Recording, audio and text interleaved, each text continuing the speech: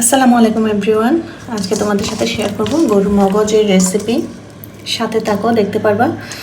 এই যে মগজের মধ্যে ছোট ছোট কিছু রগ আছে, এগুলো পরিষ্কার করে নিতে হবে।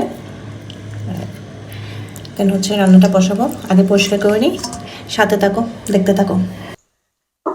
পেঁয়াজ ব্রাউন হয়ে গেছে হালকা, দিয়ে দিচ্ছি আদা বাটা, রসুন বাটা, একটু ভেজে নিই।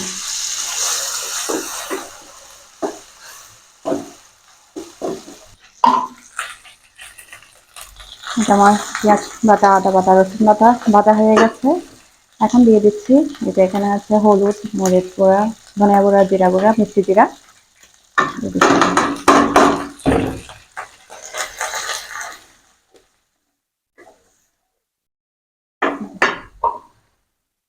সামান্য পানি দিয়ে দিচ্ছি যাতে পুড়ে না যায় মশলাটা।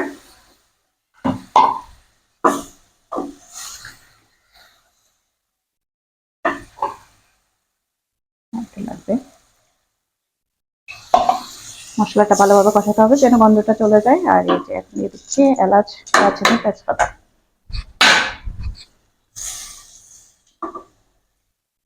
একটু ভালোভাবে কষিয়ে নিব। মশলাটা কষানো হয়ে গেলে এই যে মগজ আছে এখানে, এটা ধুয়ে কেটে রেখেছি, এটা দিয়ে দিব।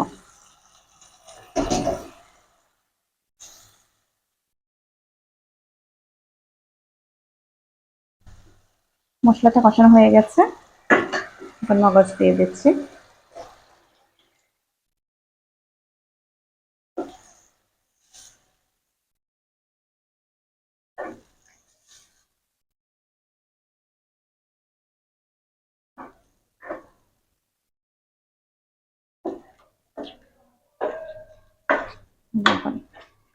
সিদ্ধ হওয়ার জন্য ঢাকনা দিয়ে বসিয়ে দেব।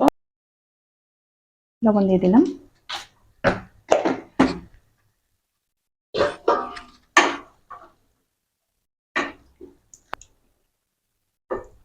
লবণ দিয়ে দিয়েছি। এবার এটা 15 থেকে 20 মিনিট মতো রান্না করব, দেন হচ্ছে রেডি হয়ে যাবে মগজ রান্না। একদম ইজি রেসিপি।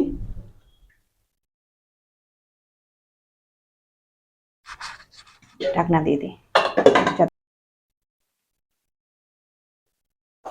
এখন দিয়ে দিচ্ছি কয়েকটা কাঁচামরিচ, দিয়ে দিচ্ছি ধনিয়া পাতা,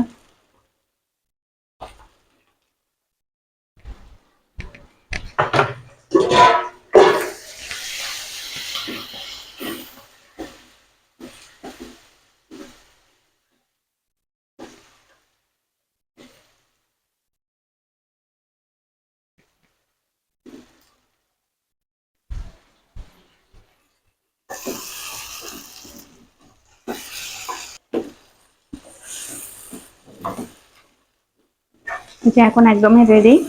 আমার মগজ বোনা রান্না হয়ে গেছে, এখন নামিয়ে নেব।